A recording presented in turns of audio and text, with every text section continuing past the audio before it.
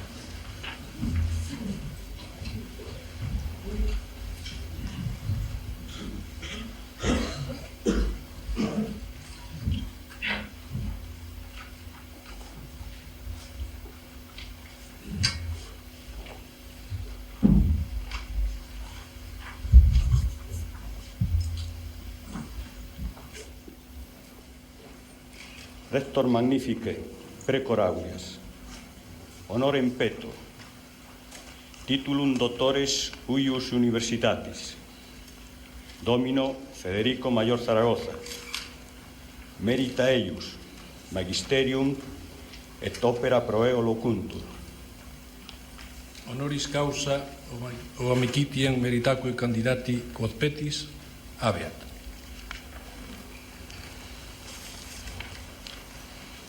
Domine peto venia. Do venia.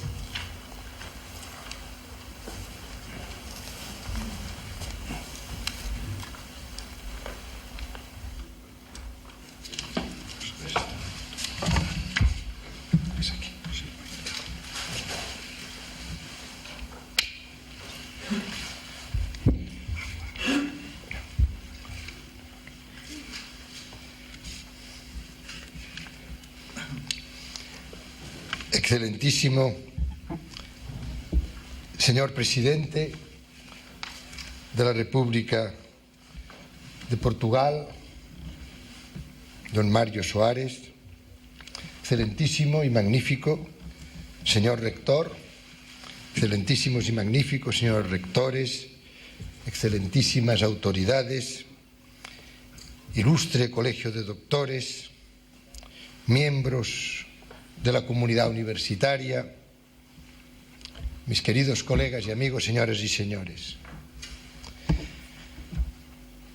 Quiero decirles en primer lugar la emoción que me produce que la Universidad de Santiago de Compostela haya accedido a conferirme este grado de doctor honoris causa a petición de uno de los grupos académicos de investigación científica con los que desde hace muchos años tuve el honor de colaborar y en esta interacción beneficiarme de su experiencia y de su lucidez.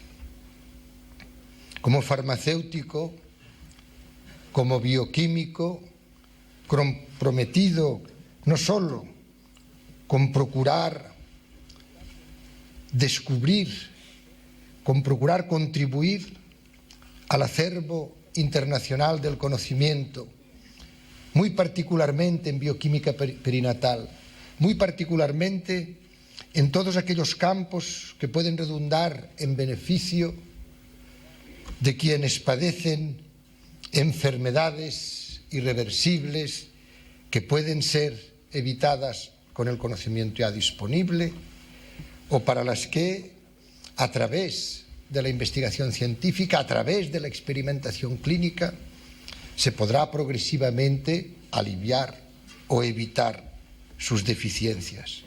Por eso les digo que para mí es particularmente emotivo que fuera este grupo ilustre de esta universidad, de don José Peña Guitián, del profesor Rafael Tojo, que ha tenido a bien presentar mi candidatura. Este hecho, el hecho de que sea esta vocación de cooperación interuniversitaria de personas unidas delante de uno de los padecimientos más, a mi modo de ver, profundos, el de los padres, de las familias con hijos que padecen estas deficiencias, el de una sociedad que sabe que podría invertir más en estos sectores fundamentales de la prevención, de la medicina preventiva,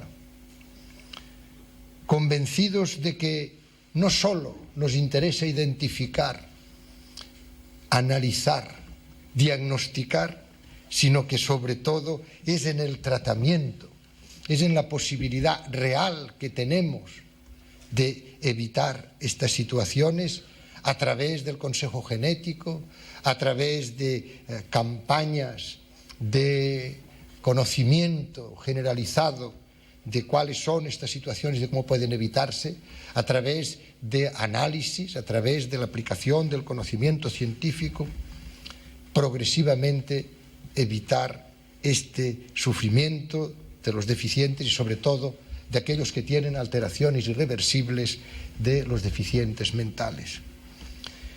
A mí me alegra muy particularmente, don Rafael Tojo, que en esta sesión, en este acto, en esta ceremonia, asista la doctora Magdalena Ugarte, que fue mi primera colaboradora en esta gran tarea de compromiso humano y que después ha sido una de las personas clave en el desarrollo de estos tratamientos, de esta acción, y ha estado permanentemente en contacto con el grupo que usted, profesor Tojo, encabeza en la Universidad de Santiago de Compostela. Hoy son muchos los que han podido ya beneficiarse, hoy son muchos los que ríen y pueden llevar una vida normal en su contexto familiar, en las escuelas, en los institutos de enseñanza media, en las universidades.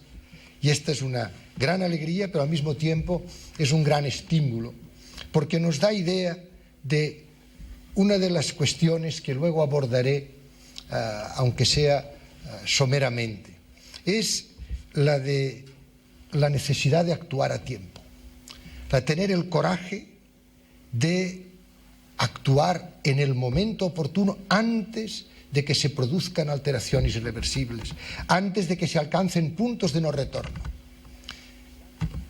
Para los decisores, para los grandes ejecutivos, hoy, en cuestiones como el medio ambiente, en la prevención de conflictos basados en la incompatibilidad para la coexistencia cultural, es absolutamente fundamental no solo saber actuar, sino saber actuar a tiempo, saber actuar antes de que se produzca una situación irreversible.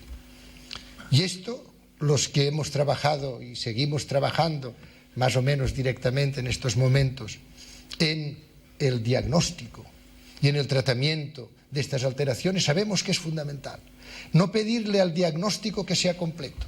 El diagnóstico completo no se logra más que en la autopsia.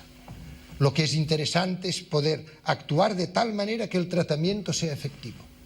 Por tanto, tener el coraje, tener la intrepidez de, en un momento dado, decidirnos a la acción, aunque se opongan a ella muchas rutinas, inercias, adherencias y hábitos que deben progresivamente ser modificados.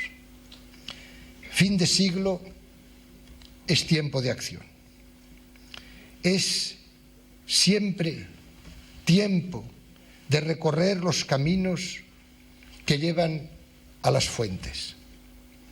Es tiempo de recuerdo, sí, tiempo de balance, pero es sobre todo por este valor simbólico de fin de siglo y de fin de milenio, sobre todo una ocasión que debe ser aprovechada para inventar un nuevo recorrido.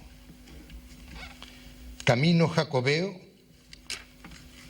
como los cauces de los ríos, hecho gota a gota, hecho paso a paso, de quienes venían, de quienes vienen a Santiago, conciencia de Europa.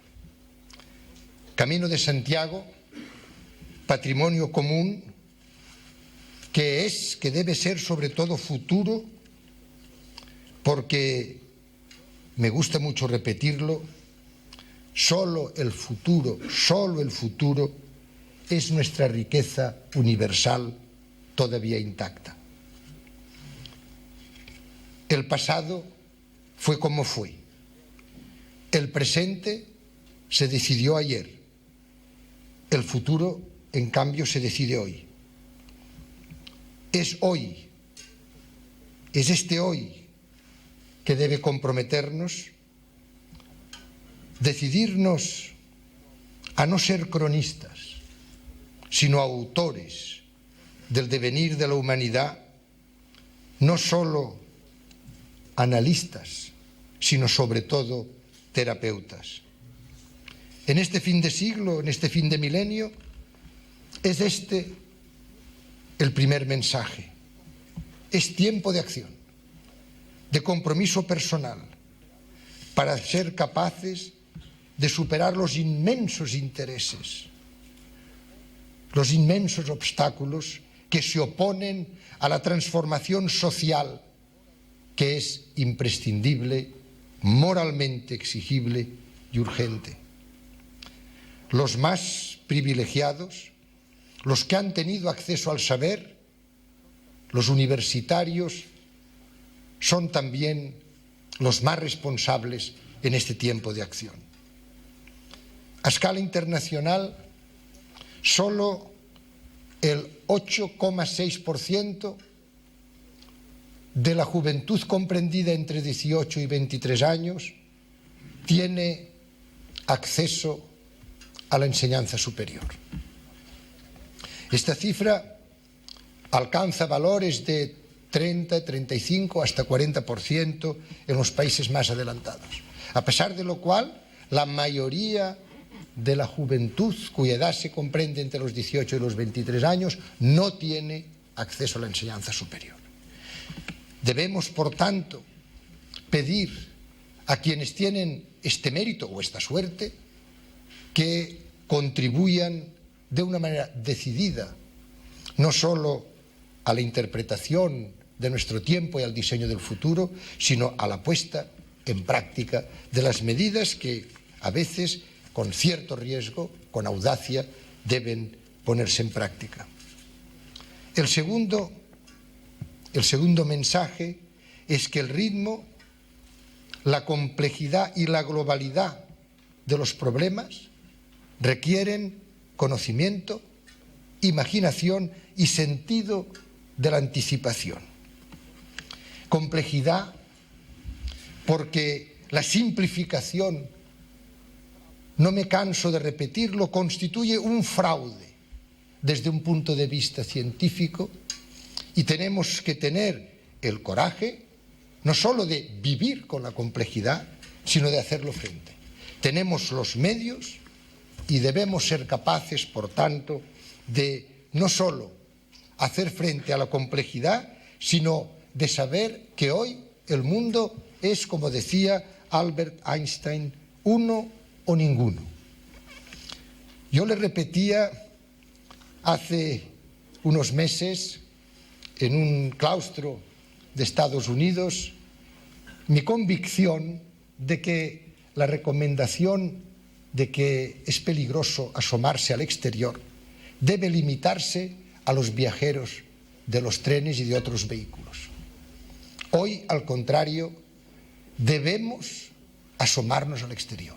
Debemos permanentemente saber que nuestra propia vida, nuestra propia seguridad, depende de que sepamos permanentemente tener una visión global de los acontecimientos. ¿Cuántos países importantes se limitan a sus territorios, a sus recintos, a sus problemas y no se dan cuenta de que a largo plazo, pero a veces puede ser a medio, incluso en estos momentos, en mi modo de ver, en un plazo muy inmediato, los problemas de los otros, estas asimetrías enormes a escala internacional, pueden tener una incidencia decisiva en nuestra propia vida cotidiana. Por ello, complejidad sí, y hacerle frente con el conocimiento, con la metodología actual, con imaginación y con sentido de anticipación, globalidad, para que podamos no solo aplicar lo que recordaré siempre, que cuando me acercaba al condado de Oxford, en donde iba a cursar mis estudios de bioquímica al lado del profesor Hans Adolf Krebs, ya siendo profesor de la Universidad Española, vi sapere aude, atrévete a saber. Atrévete a saber, pero también saber atreverse a tiempo, porque es otra de las convicciones que repito: el riesgo sin conocimiento es peligroso, pero el conocimiento sin riesgo es inútil. Saber es poder. Esta es la gran fractura entre los distintos hemisferios. Esta es la gran separación, el nuevo muro entre el norte y el sur.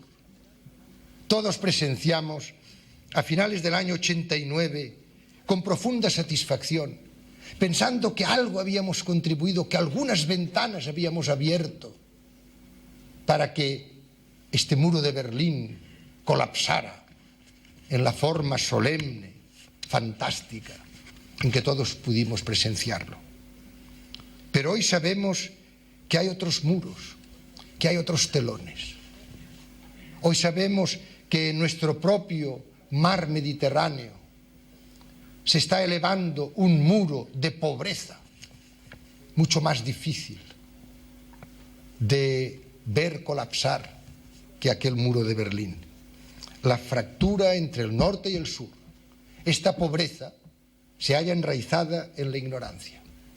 Y es precisamente, y por ello es lógico que lo diga en un ámbito universitario, es precisamente a través de compartir conocimiento, transferir conocimiento, dar facilidades para el acceso al conocimiento, donde este gran abismo de conocimientos entre norte y sur podrá primero mitigarse y después, ojalá, llegar a situaciones de equilibrio suficientemente razonable para que en estos países las personas que viven en el medio rural puedan encontrar allí una satisfacción suficiente a sus necesidades básicas y que se evite esta emigración masiva a las ciudades con estos enormes riesgos de hacinamiento urbano, de radicalización, de violencia ante la extrema pobreza. Yo quiero destacar, señoras y señores, la irrelevancia de los recursos naturales sin conocimiento. En muchos de mis desplazamientos puedo ver estos países que viven en la miseria, que sin embargo tienen unos medios naturales extraordinarios, minerales, tienen grandes núcleos de desarrollo biológico, de pesca, de fuente, de alimentación agrícola, fauna, diversidad biológica.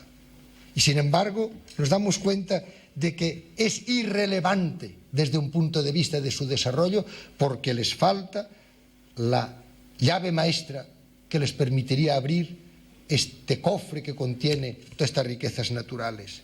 Saber es poder, saber es hoy la clave de este futuro menos asimétrico que todos debemos esforzarnos en procurar. Y para ello es necesario disponer de una correcta metodología prospectiva. Hace tan solo 10 días estaba, lo mencionaba ayer, en nuestra oficina, la oficina de la UNESCO, en Venecia, se llama Oficina de Ciencia y Tecnología, en donde uno de los grandes, a mi modo de ver, analistas de nuestro tiempo, Mihailo Mesarovic, nos explicaba a través de las imágenes que procedían de sus potentes ordenadores todos los escenarios posibles de futuro en relación a dos de los grandes temas de nuestros días: las fuentes de energía y la población. El incremento de población, el incremento demográfico es el gran problema que tenemos. No es un gran problema, es el gran problema. Ya no podemos prever, por fortuna, que haya pestes, pandemias, conflagraciones mundiales. El holocausto termonuclear, por fortuna, parece ya alejarse de nuestro panorama de una exterminación masiva, por fortuna.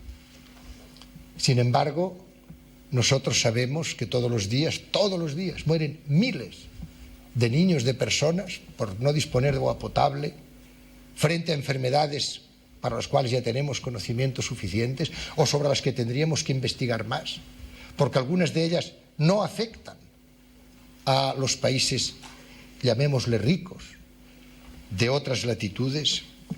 Es absolutamente imprescindible, por tanto, pensar en que todo este conocimiento acumulado hoy nos permite establecer una serie de escenarios de futuro con una extraordinaria precisión, expresado en anhídrido carbónico, expresado en gases con efecto invernadero, expresados en términos de ampliación de esta posibilidad de afectar a la vida en el planeta y muy especialmente la vida humana por esta protección del ozono que es absolutamente imprescindible. Quiero decirles con todo ello que disponemos del conocimiento para avizorar el futuro, para que a través de esta observación prospectiva podamos, de un lado, con el rigor del conocimiento, acercarnos a los decisores, acercarnos a quienes tienen el poder, acercarnos con el conocimiento, con el saber y ponerlo a su disposición. Ha habido tantos recelos, tantas reticencias entre los intelectuales y los políticos. Ha habido un distanciamiento que en estos momentos tiene que terminarse y las universidades y las comunidades científicas y académicas deben aproximar su conocimiento al poder, ponerlo a su disposición, no someterse al poder en absoluto, pero ponerse a su disposición con el fin de que las decisiones puedan basarse en el rigor del conocimiento. ¿Cómo hoy pueden establecerse políticas sobre el medio ambiente o políticas energéticas o políticas educativas o estrategias culturales sin poner a disposición de los ejecutivos este conocimiento del que nosotros disponemos o que tenemos, en su caso, que fortalecer en la búsqueda, en la investigación? Hace 2 semanas tenía la enorme satisfacción de dirigirme a la cumbre del pensamiento, así llamada, que es la antesala a la tercera reunión, a la tercera cumbre de los jefes de Estado y de Gobierno, que en esta próxima ocasión, después de Guadalajara y Madrid, ha sido convocada en San Salvador de Bahía, en Brasil, para el próximo mes de julio. Y ha habido esta iniciativa que creo muy interesante de pedirle antes, no a todos los intelectuales, porque sería imposible, pero a un grupo importante de intelectuales, de periodistas, de artistas, de literatos, de científicos, ¿qué proponen ustedes a los jefes de Estado y de Gobierno como problemas hoy de Iberoamérica que puedan ser solucionados, que puedan ser abordados, que puedan al menos formar parte de la constelación de mensajes que los presidentes de Estado y de Gobierno deben analizar en la próxima cumbre? No más Torres de Marfil, no más Torres de Marfil. Yo recuerdo la impresión que tuve cuando en el septiembre de 1963 llegué de profesor de bioquímica a la Universidad de Granada. Y me di cuenta que aquella universidad, también plurisecular, aquella universidad había permeado poco en la sociedad, en el entorno. No tenía el impacto que podría presumirse de aquella producción inmensa de personalidades, de grandes científicos. Y tenemos que descender de nuestras torres de marfil. Esta es la tercera conclusión que quiero darles como mi mensaje en esta investidura que tanto me emociona de doctor honoris causa. Los intelectuales, los científicos, los artistas, los periodistas no deben, sobre todo en sistemas de libertades públicas y restrictas, no deben replegarse y protegerse, sino estar en la plaza con el pueblo para conocer sus necesidades y anhelos. En la plaza y en la atalaya. En la atalaya porque deben ser vigías, deben avizorar el mañana, fijos sus ojos, navegando a través de la bruma, al filo exacto de las luces y de las sombras, que es donde la vida del intelectual transcurre, sin dogmas, sin prejuicios. El hombre, al filo de las incertidumbres y de las certezas, al filo de lo inesperado, de sus incertidumbres y de sus certezas, este es el libre y el creador. La grandeza de la condición humana consiste en desbordar la realidad, en desvelarla, en descubrir las infinitas capas que la envuelven, inventar, innovar, crear. Y aquí viene la cuarta conclusión. Los manuales al uso están en general envejecidos, deteriorados. Responden a otros problemas, a otros tiempos, a otros contextos, a otros planteamientos y a otros desafíos. ¿Seguimos preparados para amenazas que ya no existen o que existen de otra manera, formuladas en otros términos, y sin embargo no estamos con frecuencia preparados para los desafíos de nuestro tiempo? Esto lo vemos reflejado a veces en aspectos tan importantes para la práctica diaria de nuestra vida ciudadana como es la de los nuevos empleos. Tenemos recursos para encarar problemas de antaño, problemas de defensa de territorios concretos. Y sin embargo, nos hallamos indefensos, impunes, ante los peligros que se ciernen sobre el planeta en su conjunto. Hemos aprendido durante siglos a proteger nuestro camarote y nos hemos olvidado del barco en su conjunto que puede marchar a la deriva. Seguimos, tanto en el orden ideológico como político, anclados en geometrías anacrónicas, pero hemos olvidado las esencias de los programas. Hemos pensado más en la letra que en su puesta en práctica, porque política significa actitud cotidiana, es quehacer, es visión local y global a la vez. Tenemos, pues, que redescubrir o descubrir afanosamente, sin pausa, las esencias. Esta es la gran misión de los intelectuales. Esencias tanto en el campo de las ideas como de las religiones, hoy disfrazadas, embozadas, recubiertas de normas, papeles, liturgia, burocracia. Volver a las esencias para que sean las esencias de nuestras creencias en todos los ámbitos, las que guíen nuestro peregrinaje. Estamos en Santiago, y le den consistencia y le den sentido. Recuerdo que todavía la Universidad de Bucarest en llamas, la biblioteca de Bucarest todavía ardiendo, tuve el honor, en nombre de la UNESCO, de manifestar nuestra ayuda inmediata para que aquella biblioteca, símbolo de la Universidad de Bucarest, tantos años símbolo de la opresión y de la barbarie, pudiera recuperarse.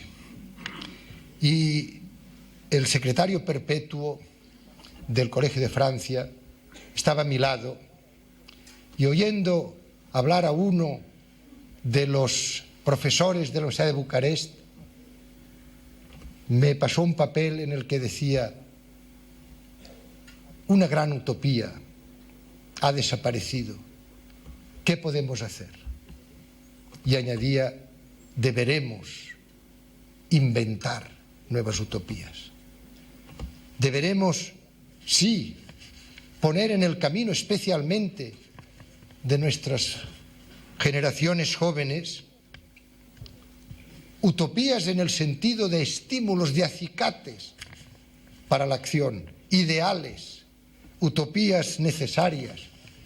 Y me permitirán que, aunque hable de utopías, puesto que, como saben, soy catalán, me permitirán que por una vez utilice el término de utopías moderadas, pero utopías al fin y al cabo, que permitan, a través de este estímulo para la acción, hacer que recorramos estos caminos de difícil peregrinaje y que lo hagamos de la mano de los otros.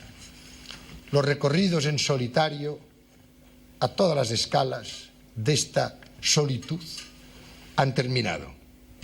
Debemos recorrer los caminos del futuro de la mano de los otros. La alteridad es una condición absolutamente imprescindible para el planteamiento de nuestros problemas y para las soluciones, que es lo más importante. Compañía, convivir, conmorir, compartir. Como ven, todo presupone al otro, sobre todo este compartir, que no solo debemos imaginarlo con los que ya están viajeros del planeta azul, sino de los que todavía no han nacido, de los que un día llegarán a este planeta y tienen derecho a que este planeta les ofrezca unas condiciones de vida en lo que se refiere al medio ambiente razonables, pero sobre todo en algo mucho más importante todavía que el medio ambiente, que es el medio espiritual, que este medio espiritual tampoco esté degradado. Solo así, esta es la quinta conclusión que les quería transmitir, podremos establecer el contrato moral que cada uno de nosotros tiene que establecer con las generaciones venideras. Tenemos, es cierto, una tendencia quizá excesiva a expresarnos en términos económicos, a hablar de deudas económicas, deuda económica, la deuda. Y siempre pensamos que las deudas tienen a continuación un número, normalmente expresado además en divisa extranjera. Y no nos damos cuenta de que hay otras deudas, mucho más importantes, que no pueden expresarse ni en números ni sobre todo en divisas de otros países. Son nuestras propias divisas, son nuestros propios valores. No se trata de precio, se trata de valores. Deuda social, deuda ecológica en nuestro comportamiento diario y deudas históricas que no hemos pagado todavía. La Universidad de Santiago de Compostela tiene, lo acababa de ver en la sala donde estaba esperando para venir a este lugar, una buena memoria de quienes han sido los grandes protagonistas del proceso histórico latinoamericano. Por esto, quizá más que ninguna, pueda colaborar a este diálogo de culturas, a esta comprensión de todo lo que tenemos que hacer en favor de las minorías culturales, culturas originarias, minorías dentro de un gran mosaico de culturas que son buena parte de los estados modernos, en donde puede convivirse armoniosamente. Minorías a escala regional, pueblos que dentro de un contexto regional como puede ser Europa, tienen una lengua y una cultura y un número de habitantes que les convierte en minoría. Pero yo no quisiera, en el momento en que hablo de minorías, no quisiera olvidarme de una minoría que hoy me preocupa quizá más que ninguna. Es la minoría que representa en países enormemente vastos, de un gran número de habitantes y que, sin embargo, tecnológicamente hoy son minoría desde un punto de vista de la producción de bienes culturales frente a 2, 3, 4 países que tienen el predominio a escala mundial a través de los sistemas de telecomunicación modernos, de la emisión, de la difusión de sus propios bienes culturales. Es decir, que tenemos que comprender el fenómeno de las minorías, de su respeto y del respeto de las minorías hacia las mayorías también. Todo tenemos que comprenderlo como uno de los segmentos más apasionantes, como uno de los desafíos más importantes de la aplicación de la Declaración Universal de los Derechos Humanos. A todos estos que forman parte de una de estas minorías, sea minoría de cultura originaria o sea minoría de culturas en un contexto de Estado o de región o minoría tecnológica, todas estas minorías tienen de un lado que ser respetadas y protegidas y de otro tienen que formar parte de esta democracia a escala internacional, a escala internacional. Nos lo recordaba todavía hace unos meses en la UNESCO el presidente Nyerere. Democracia no se puede imaginar hoy ya en términos reales si no es a escala universal. Y tenemos todos que procurar acelerarnos en la consolidación de democracias tan frágiles que después de tantos años hoy esperan poder ver la luz y poder actuar como ciudadanos, ciudadanos que cuentan, no solo que se cuentan para las elecciones, sino que cuentan cada día como ciudadanos, que participan como ciudadanos. De la mano, les decía, porque solo en solidaridad podemos evitar estas grandes emigraciones, estos millares, que pueden ser millones dentro de pocos años, de hermanos nuestros que se han puesto en camino sin saber hacia dónde. En el año 89 tuve el gran honor de presidir en Yamoussoukro, Costa de Marfil, en el corazón de África, un congreso de donde salió este concepto de cultura de la paz. Paz en relación al otro, a los otros, paz también en relación a nuestro entorno ecológico. Y después, cuando hemos intentado ya poner en práctica, hacer un plan de acción para esta cultura de la paz, nos hemos dado cuenta de que sabemos mucho de la cultura de la guerra, sabemos su precio y sin embargo sabemos tan poco de la cultura de la paz. Y por eso, como no sabemos su precio, como durante siglos y siglos hemos sabido de la civilización de la guerra y no de la civilización de la paz, los precios que lleva esta solidaridad, los precios que comporta el tratar debidamente nuestro entorno ecológico, el moderar el despilfarro de las sociedades saciadas. Todo esto nos coge de sorpresa. ¿Por qué? Porque no sabemos más que el precio de la guerra. Ya saben ustedes, y con esto concluyo, señor rector, el de la solidaridad, tiene que ser forzosamente el último mensaje frente a los desafíos de este fin de milenio. Esta famosa expresión, que es en el fondo un canto a la esperanza, que dice: si todos los niños del mundo se dieran la mano. Pues me permitan que les diga, y esta mañana creo que hemos contribuido a ello, excelentísimo y magnífico señor rector, si todas las universidades del mundo se dieran la mano. Así se reforzaría la red de compromiso, de anticipación, de vigía. Así descubriríamos las esencias y daríamos rigor científico a las decisiones políticas y daríamos fibra espiritual a nuestras tareas cotidianas. Así escribiríamos, no describiríamos, escribiríamos la historia todos juntos. Así inventaríamos nuestro futuro común en mayor dignidad para cada mujer y cada hombre. Así haríamos frente a estos desafíos de incompatibilidades culturales y étnicas, de pobreza y de incremento desmesurado de la población. Así moderaríamos las emigraciones masivas.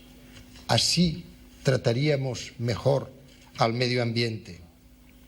¿Qué mejor lugar, señoras y señores, que Santiago de Compostela, en un año jacobeo, en una universidad pentasecular, junto al señor Santiago, en presencia del presidente Mario Soares, gran personaje de un gran país vecino? ¿Qué mejor que desde aquí decir que solo de este modo, a través de esta unión de todas las academias del mundo, podríamos dar al amor, a escala planetaria, su justa dimensión? ¿Y cuál es la dimensión del amor? Ya lo saben, la misura d'amare è amare senza misura. La medida de amar es amar sin medida. Muchas gracias.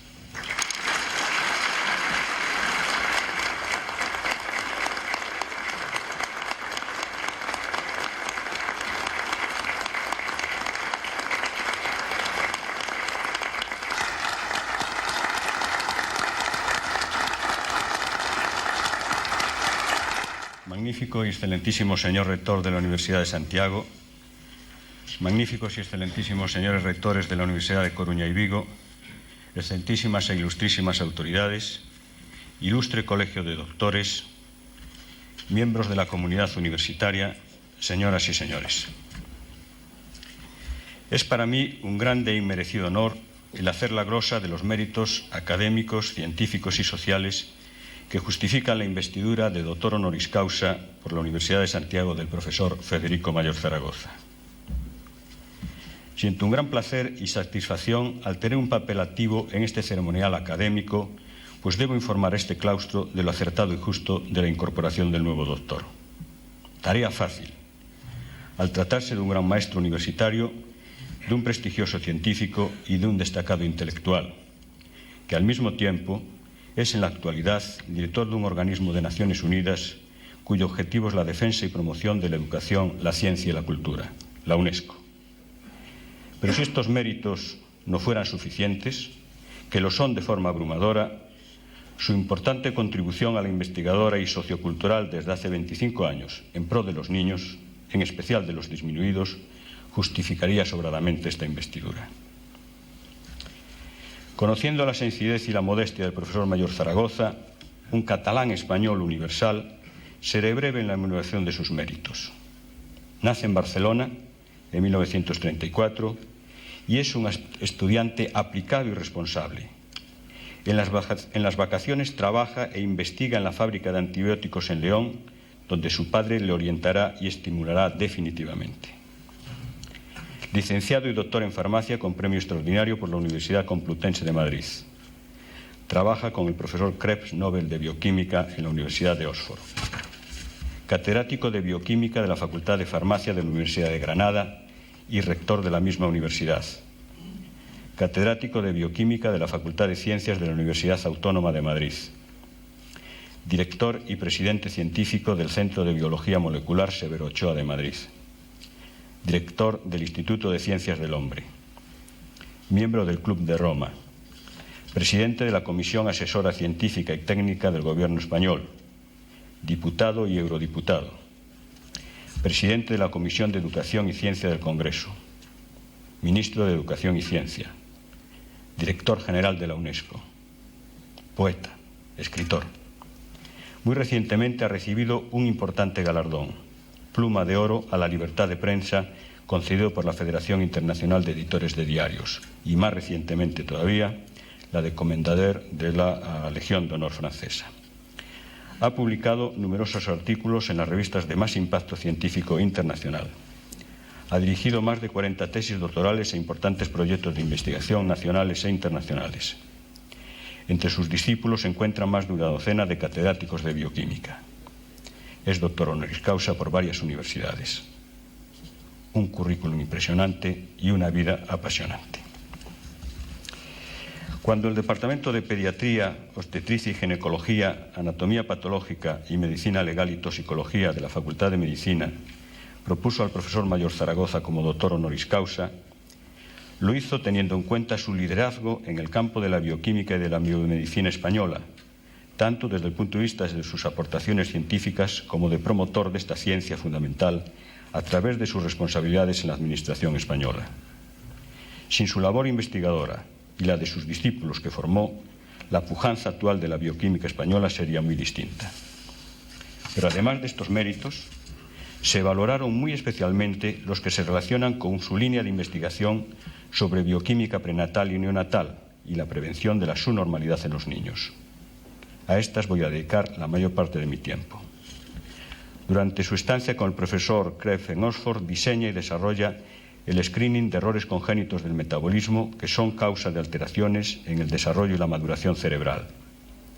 Al regresar a Granada, crea en 1967 un laboratorio de bioquímica dependiente de la Universidad y del Consejo Superior de Investigaciones Científicas, que será sin duda el germen de los 20 laboratorios existentes actualmente en toda España para el despistaje precoz de las alteraciones bioquímicas que producen retardo mental. Este pequeño laboratorio de Granada creo que tiene una importancia decisiva en la trayectoria del profesor Mayor Zaragoza y por varias razones. Porque elige una línea de investigación muy novedosa. Porque gracias a la perseverancia y continuidad en la misma, nada común en la investigación española, se convierte en un experto internacional en neurobioquímica perinatal, en metabolismo y desarrollo cerebral, en bioquímica de la subnormalidad y en acciones y estrategias de prevención del retardo mental. Porque aplica la investigación científica con criterios prioritarios de promoción de la salud y el bienestar humano. Porque no se limita a una acción localista, siempre encomiable, pero más fácil e inmediata, sino que asume el compromiso ético y moral de darle a la aplicación técnica de su investigación científica una dimensión nacional.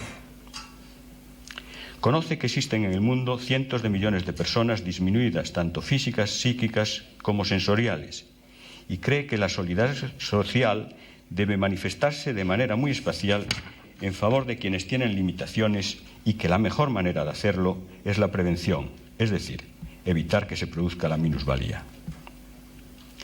Con esta asunción, elabora el Plan Nacional de Prevención de la Subnormalidad que pone en marcha a escala piloto en Granada en 1967 y que en 1976 el Gobierno extendería a toda España.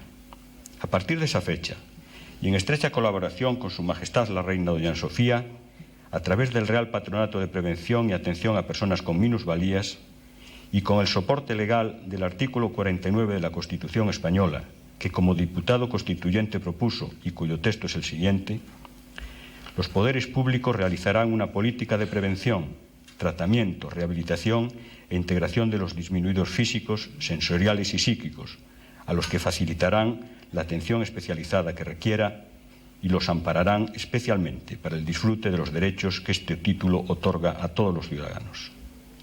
Hace realidad unas medidas de carácter obstétrico y neonatológico, de estudio genético y de despistaje bioquímico precoz y de estimulación psicomotora temprana postnatal que han reducido significativamente el porcentaje de subnormalidad infantil en los últimos años en España.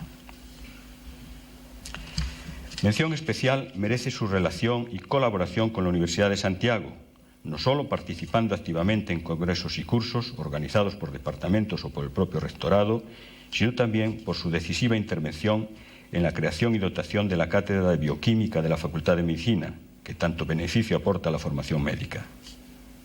Pero sobre todo, quiero destacar su cooperación con el Departamento de Pediatría, iniciada en 1967, cuando mi maestro, el profesor Peñaguitián, patriarca de la pediatría y medalla Castelao de Galicia, envía a Granada las primeras muestras a analizar de nuestros niños con sospecha de diagnóstico de errores congénitos del metabolismo.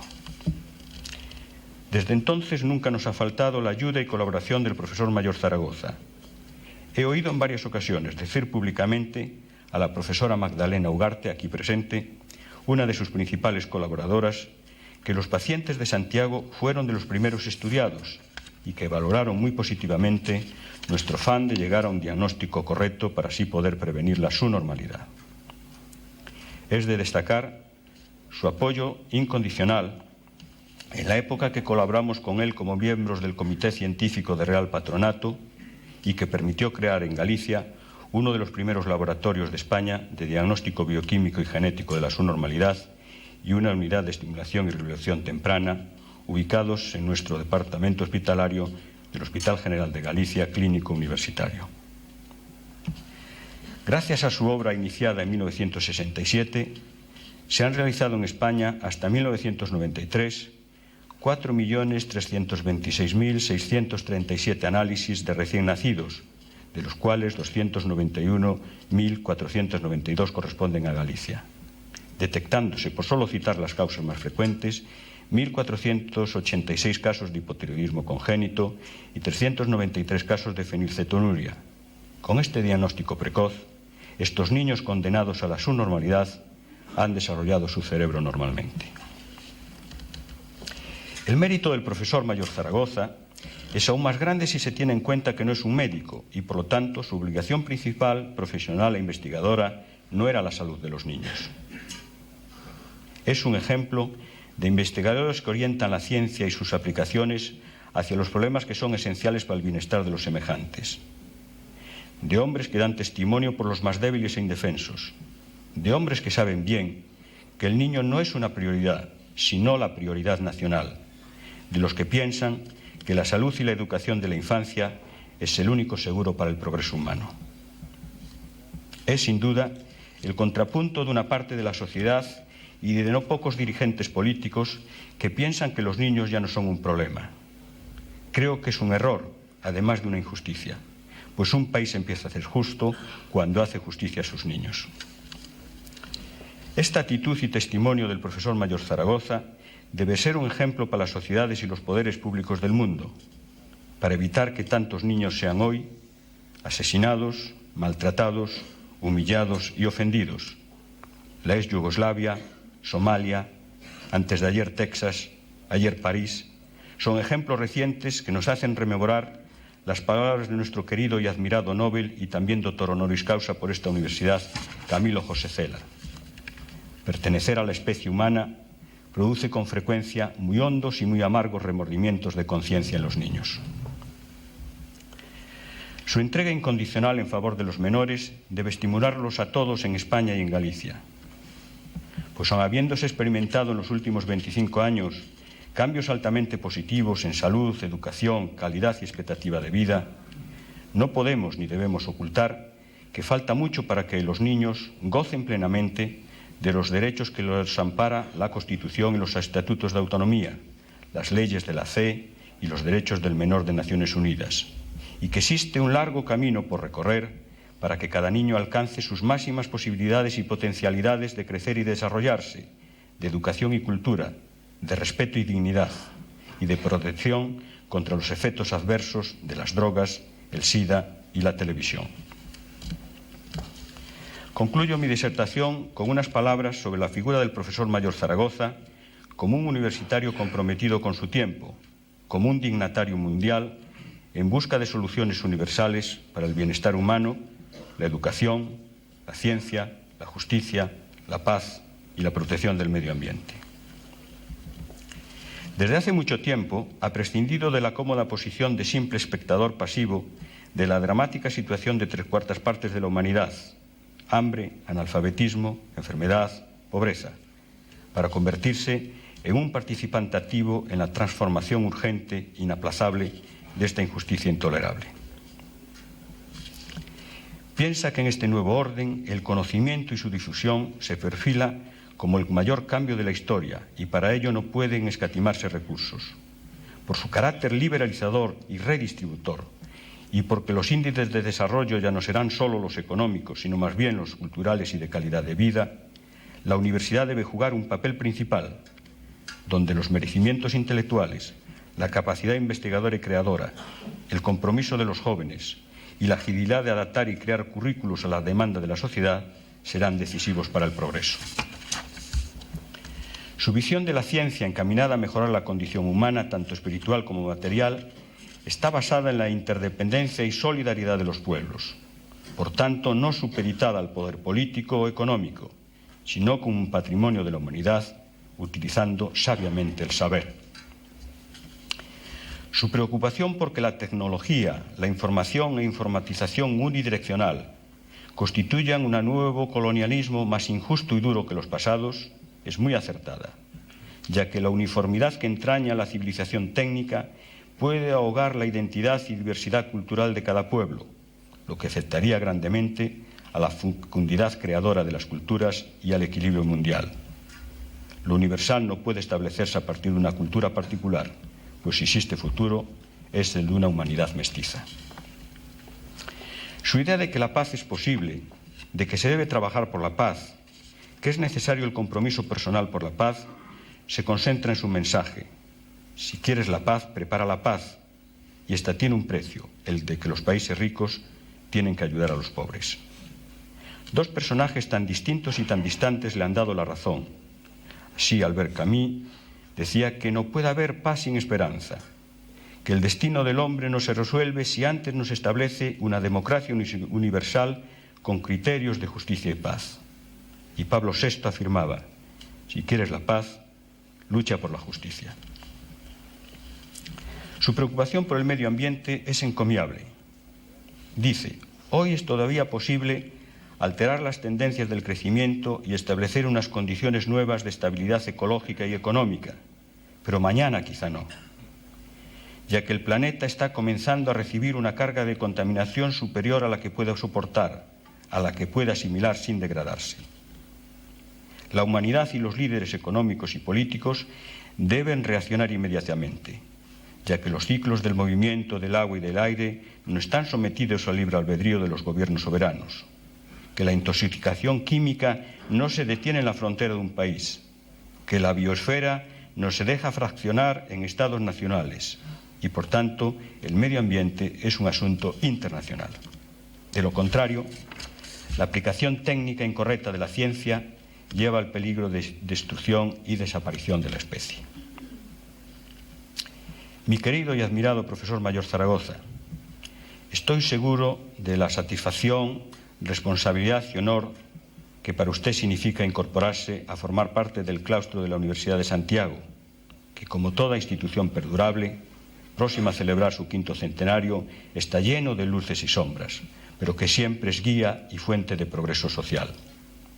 No dudo, por tanto, que la defenderá y promocionará en todos los foros nacionales e internacionales, en los organismos a que usted pertenece, pero sobre todo en la institución de la que es responsable. Al hacerlo, no solo cumple con su deber de miembro del Colegio de Doctores, sino que exalta también a Santiago de Compostela, la más excelsa de las ciudades, en donde se fundieron el sentir y el pensamiento de muchos europeos y donde nació constituido el espíritu occidental, o como escribió tan magistralmente Goethe, donde nació la conciencia de Europa. Estoy igualmente seguro del orgullo de nuestra universidad de recibir en su seno a un maestro, a un hombre sabio, libre y solidario, a un hombre comprometido con su tiempo, algo que representa la razón de ser y existir de la universidad. He dicho.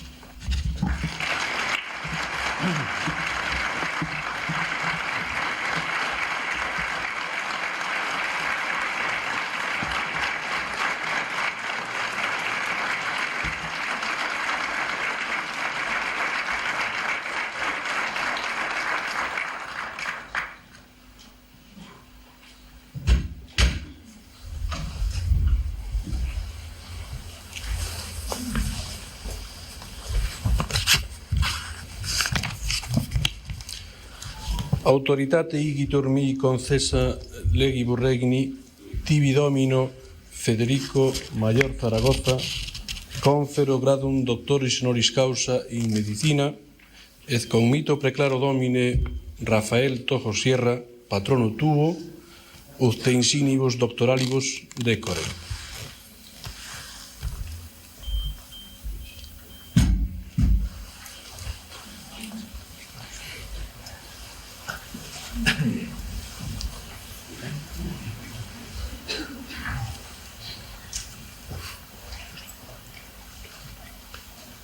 Capeian colatae tibi dignitatis ornamenta, equicila instituto maiorem portendam intellegito.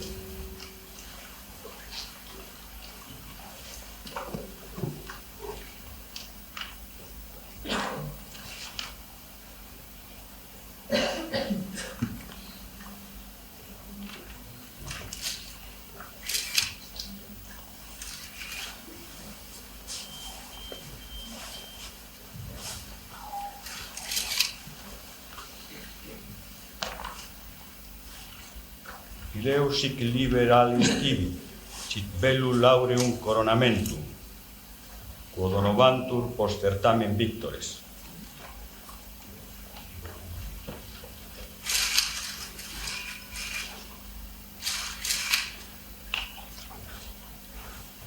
Illut animo tecum reputa, nihil esse literis et doctrina praestantius, nihil sapientia nobilius, eius rei causa aureum annulum, olim primores in republica insignievantum, tibi deferendum concedimus.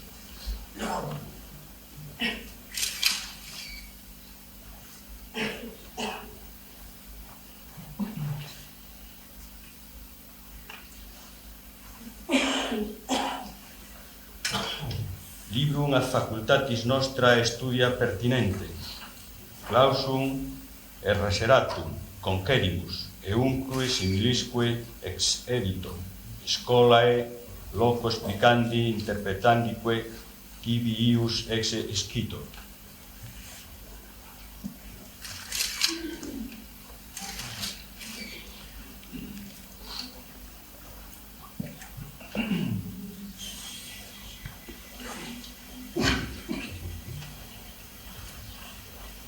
Serias in sapientia cattedra, ut inde in academia in regno, doceas iudices opituleris.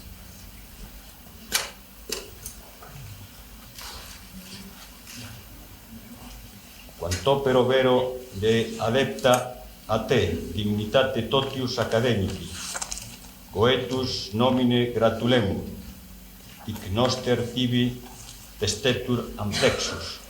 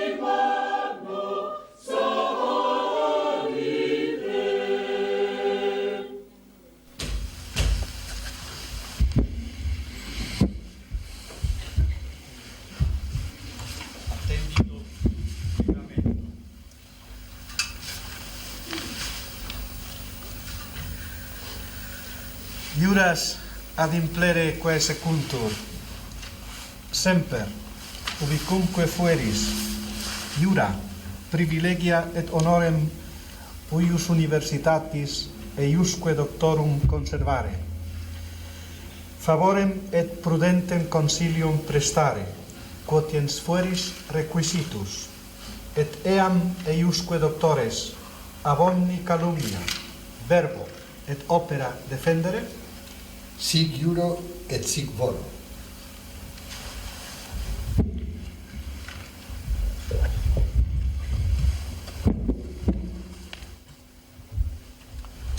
Egregie vir Domine Federico Mayor Zaragoza, te admito et incorporo in collegium doctorum universitatis Compostelae, cum omnibus honoribus, libertatibus, essentionibus et privilegis quibus gaudin et possum gaudere, ali similis doctores in Compostelano studio et ubicunque terrarum in orbe, et titulus huius admissionis et incorporationes tibi confero.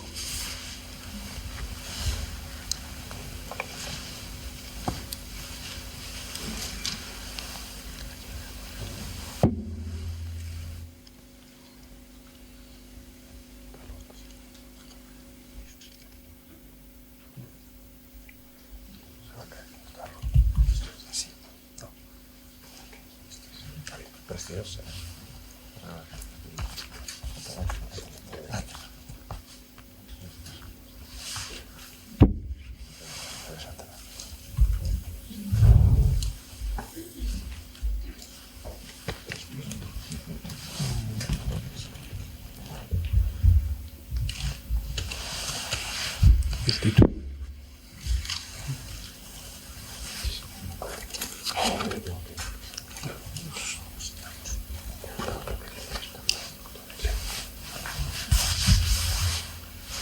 Et ego tibi omnibusque doctoribus gratias quam plurimas viventissime ago.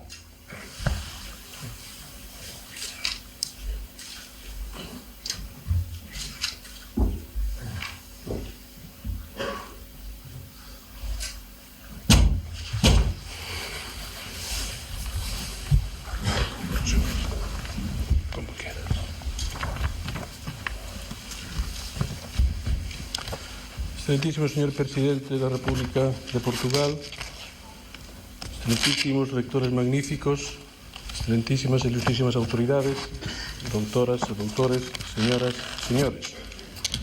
Esta universidade tomou xa hai algúns anos o acordo de lle conceder ao profesor Federico Mayor Zaragoza o grau de doutor honoris causa, que é a nosa máis selecta distinción con que honrar podemos a persoas externas á institución. Incidencias alleas ás nosas comuns vontades demoraron ata o día de hoxe a celebración deste acto, que sempre ten para nós, e espero que tamén para o novo doutor, un simbólico e especial significado, o que deriva do seu carácter simbólico así como do seu contido ritual, pero tamén pola dimensión esencial do mesmo como unha festa intelectual e, sobre todo, de recoñecemento do mérito alleo, que é o modo máis doado de acrecentar os méritos propios.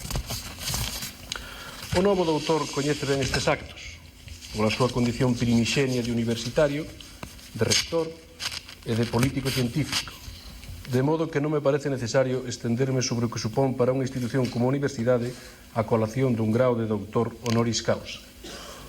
Abondara con decir que esta universidade recibe con profunda ledicia e mesmo con fachenda no seo do seu claustro de doctores, non moi poboado de membros honorarios, pero xa ben inzado nos últimos tempos polos graduados debidos á nosa propia facundia.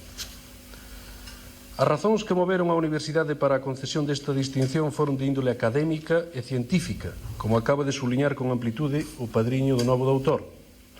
Pero non sería do caso esquecer a dimensión pública do profesor Mayor Zaragoza, que leva xa máis dun lustro como cabezaleiro da UNESCO, paradigma do mundo que soñaron os nosos devanceiros ao remate da Segunda Guerra Mundial, isto é, o fomento da paz e a colaboración entre os povos mediante o cultivo da ciencia, a educación e a cultura.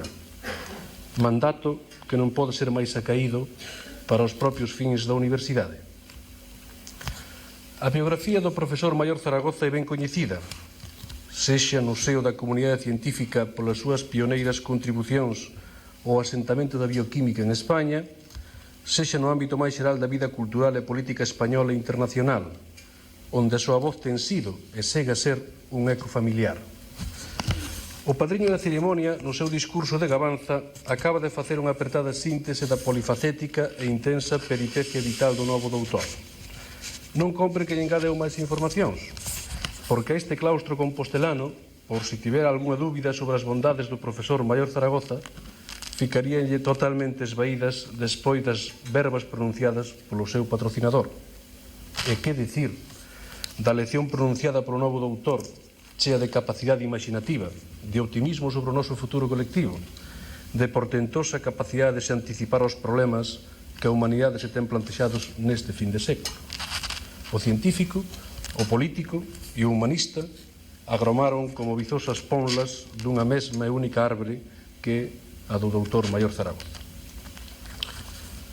Penso que unha ocasión como a presente, máis que abondar sobre os méritos e valores que o novo doutor posúe mans cheas e que chegan un valor moi acrecentado para a propia universidade, préstase tamén a facer algunhas cavilacións sobre a dimensión cultural e intelectual que a actividade actual do profesor Maior Zaragoza ten para nós como universitarios, pero tamén como habitantes desta cidade universal que é Compostela, e como cidadáns dunha terra cunha cultura europea, pero cuns valores de seus, como é Galicia. Como universitario, como investigador e como político académico, o novo doutor ten alertado con frecuencia sobre o papel que debe cumprir na sociedade de hoxe e do mañán a ciencia e como soporte privilexiado dela a universidade. Nestas abondosas reflexións que inzan libros, intervencións singulares ou propostas institucionais, latexa a súa condición de investigador precoz, de organizador de grandes empresas científicas como a que hoxe evocou aquí o seu padriño, de inspirador e tamén executor de accións que deixaron pegada, aínda que non sempre cicais coa paternidade recoñecida, na configuración da política científica e universitaria española recente. E, sobre todo, abrolla con forza a profunda convicción de que só gracias á cultura e á educación será posible construir un futuro de liberdade para a humanidade. Colocar a universidade nesta posición angular é un grande reto para os universitarios, pero tamén unha aposta atractiva e suxestiva á que non debemos renunciar. Neste sentido, compre lembrar aquí que hoxe investimos como doutor honoris causa a un convencido apoloxeta do papel activo que a universidade, como principal baluarte da investigación e da procura do coñecemento científico, debe afrontar nunha sociedade postindustrial. Que recibimos no noso claustro a un defensor da universidade non só, para dicilo con suas propias verbas, como lugar máis dinámico e activo da sociedade, senón como institución que debe ser recoñecida máis polos saberes que logra do que polos títulos que expide. En fin, que acollemos hoxe nesta universidade a un científico apaixonado, optimista sobre o papel benéfico da ciencia, especialmente en tempos de crisis e de tribulacións. E hai outra dimensión da actividade política e intelectual do profesor Maior, derivada sen dúbida da alta posición que hoxe ocupa, que tampouco se pode deixar de avaliar en tan solemne ocasión. Trátase da defensa dos valores que encarna a organización e o entorno da UNESCO. As súas publicacións, as súas propostas, as súas accións están cheas de mensaxes ás que non podemos ser insensibles. O eloxio da tolerancia, a consideración positiva das diferencias e do pluralismo cultural, o rexeitamento da insolidaridade e do etnocentrismo son ideas ás que, como moradores deste fisterre europeo, debemos sumarnos con decisión. Fálase moito nestes tempos da construción europea e da configuración dun polo de referencia na xeopolítica planetaria. Os avances realizados desde os anos 60 teñen sido moi importantes, pero como poñen de relevo algúns acontecementos recentes, suscitados mesmo en torno ao tratado chamado de Maastricht e as respostas de diferentes sociedades civis frente á posición dos seus propios gobernos, fican aínda pasos decisivos que permitan pasar da Europa dos mercados e dos intercambios á Europa dos cidadáns. Ou dito de outro modo, non poderá haber Europa se non hai ao mesmo tempo europeos. E para conquistar esta segunda fase é imprescindible o papel da cultura, da educación, da investigación. Este acto non supón simplemente a entrega dunha distinción honorífica, por merecida que esta sexa. Por vontade expresa do novo doutor, que aproveito para lle agradecer solemnemente, a súa presencia en Compostela tamén achega unha dimensión nova para a propia universidade. Apenas hai unha hora asinamos un protocolo coa organización que dirixe o profesor Maior Zaragoza, mediante a cal esta universidade poderá acollerse ao alto patrocinio da UNESCO para afrontar no vindeiro futuro accións como a constitución dun Grupo Compostela, xermolo dunha rede europea de universidades ou a instalación nestas aulas de algunha cátedra UNESCO que nos han permitir levar a cabo un dos máis apreciados obxectivos que dende a súa fundación ten a UNESCO, como é o fomento da transferencia de coñecementos e saberes entre povos e continentes e o cultivo do pluralismo e da tolerancia como valores superadores do dogmatismo e da incapacidade para comprender o alleo. Remato xa esta miña intervención renovando, querido profesor Maior Zaragoza, con máis forza, se é posible, as iniciais palabras de acollida franca e agarimosa do científico, do político e do humanista como doutor nesta universidade. Pero non é somente a persoa que hoxe felizmente se acubilla entre nós. É tamén, entre outras, a idea por el pregonada como título dun libro de seu a que pode nos servir de gueiro na conquista do noso futuro colectivo. Mañana sempre es tarde é a mensaxe que, condensando o contido de todo un libro, transmite esa vontade de anticipación do futuro que tan cara lle resulta ao profesor Maior Zaragoza. Espero que, coa súa incorporación honorífica a este claustro e co mellor coñecemento das súas ideas, esta universidade e a sociedade galega teñan máis azos para romper as fronteiras que, por veces, de forma invisible, se lles interpoñen no seu camiño.